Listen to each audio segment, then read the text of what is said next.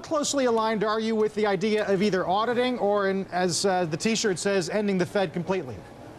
Well, an audit of the Fed makes sense, except in the area of the open market activity and the monetary policy. And the Fed is subject to massive audit already in the other areas of what it does, and that's appropriate. But you shouldn't have the monetary policy and the audit and the open market authority audited by the Congress, because basically Congress will be interfering in a very political way with Fed policy. And the whole concept of a central bank is to keep it separate from the politics of the day, the things that blow hot and cold. You don't want members of Congress who are obviously not capable of managing even our fiscal house. I mean, our fiscal house is a disaster.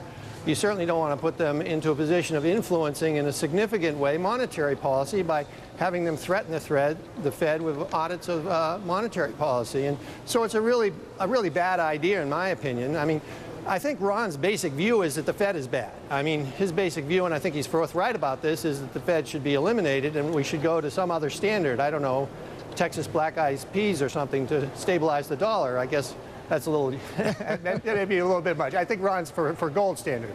But the simple fact is that that hasn't worked in the past. The gold standard did not stabilize monetary policy in an effective way. We went through massive economic shifts when we were on a gold standard, and we also know that the United States, because of its present financial situation, could not defend the dollar on a gold standard. So having the Fed be an independent source for managing the stability of the currency is, I think, absolutely critical, and we don't want the Congress anywhere near this. And this language basically puts the Congress not only near it, it actually puts it in a position of trying to use the power of the audit to influence monetary policy, which is a bad idea. You understand where the senator's coming from, right? Yes. Of course you do. You work in Congress. Half of what he says is pretty good, but the other half is he doesn't fully understand the bill. The half that I agree with is that I don't want the Congress to print the money. I mean, it would be absurd, and it would be a no agreement. But what he doesn't understand is that the people who have come together have no agreement on monetary policy and no desire. And if you read the bill correctly, I say it over and over again, I mean, the orchestration of the anti-audit people is that it will take over everything in monetary policy, but there's an explicit paragraph in there, there's no intention. That's why we're not allowed to look over their shoulders. We can't tell them what to do. We can't audit them next day. Bernanke will get on TV and say, yes, we don't want the Congress coming in the day after our meeting and telling us we should do this and call in all the records. Now, that's a gross distortion. I don't know whether they do it deliberately or they don't understand it, but they just don't want to hear about that. But this whole idea that, you know, if we don't know more about the Fed might, you know, destroy the value of the currency. I mean, since the Fed's been in charge, they've devalued the currency 98%. Today we hear prices are going up significantly. Is that a trend? Are we back in stagflation again? Have they given us full employment? Full employment? And how can you argue total secrecy from a Fed that gives you unemployment rates probably now at 20% and prices going up significantly? The Fed doesn't operate. Listen, Ron, that's not your position. Now, let's be honest about this. Let's read from your own book here. What? The Federal Reserve should be abolished because this is from your book. Well, this is a different subject. That's a different subject. It's a different subject. No, it's not, Ron.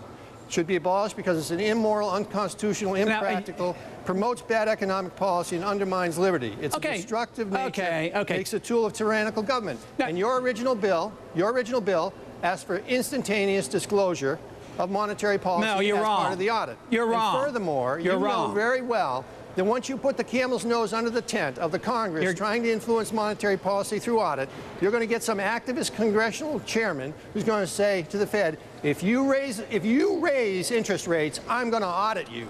That's gross distortion. Keep you from doing that. Gross distortion of what it is. There is no immediacy to it. You're misleading the people. And the idea of getting rid of the Fed is a completely different subject. This has nothing to do with it. I wouldn't get 316 co-sponsors, Republicans and Democrats, liberals and conservatives. It's transparency. Why are you so frightened about transparency? Because pandering populism dominates political political process in this country. Well, and we all know right. going into election, the Fed's a great whipping boy, and so let's whip Okay, the Fed. the opposite of populism, which is kowtowing to the people. You want to kowtow to the big bankers and secrecy. No, what I want to do is have a stable yes, you are. financial industry You are. in this You want country, to. which allows our dollar to be able to be reasonably stable and allows people to be able to go into a bank and expect that the dollar that they put in the bank is going to be there when they And 20% unemployment rate. Argue secrecy for how they give us 20% unemployment. The senator's point, though, I think, is that you may not have the intention of having Congress be so activist. But aren't you opening the door for someone down the road to do just that? I mean, congressional power is like water. You'd have to change the law. This law wouldn't permit them to do so. And you don't think... Ron, it would not do it. It would not do it. It would be prohibited. You've served in Congress long enough to know that that's a naive statement. We have members of Congress who are extremely aggressive in asserting their position on monetary policy. And if they have the authority to go with the Fed and look at... Now, remember, the only part of the Fed that's not audited is monetary policy and open market. And that's the only thing that counts. Oh, well. That's the only thing that counts. That's the only thing that counts? Well, tell that to the banks that are subject to the Fed oversight. Oh, sure, they like secrecy, too. I think they like secrecy. They're getting the bailouts. They're the ones who get all the privileges. The only part that's not subject to the political influence of the Congress auditing it is monetary and open market. Why? Because an independent Fed is critical to a stable monetary and money supply. And look at what you have. Now, where's the stability? We got chaos. We got a financial bubble that's collapsing. To be fair, your view is that we should go to the gold standard, right? I can't. You're not saying the U.S. is not the most dynamic economy in the world or the #1 industrial power or anything like that. The dollar is a reserve currency of the world, are you? You're not disputing any of those things. No, it exists, but it's not going to stay that way. It's fading away. Well, People Ron, using it less, and it's over. Ron, I mean, the financial bubble and the reserve dollar fiat standard since 1971.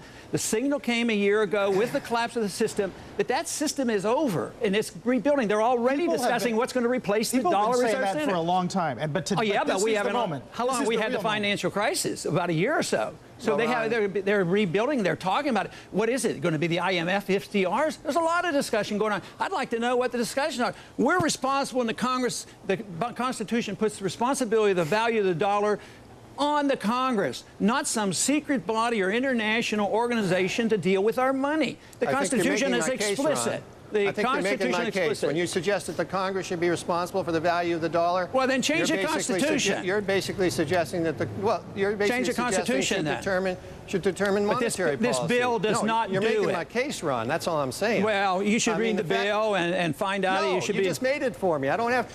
I've read the bill, by the way, and the simple fact is that you want to audit monetary and open market policy, which basically will defeat the separation of the Fed from the political process. Just go on and defend the privacy of the Fed, the secrecy of the Fed, and this financial system, Ron, which is in great danger. When the dollar collapses and this system further goes into tank, then you'll say, oh, maybe there was something to a sound dollar. Well, let me ask you something, Ron, because you're just speaking in hyperbole again and populism. Oh, thanks. Let me ask you, do you believe the default position to having no Fed is that we should have the dollar tied to a commodity such as gold?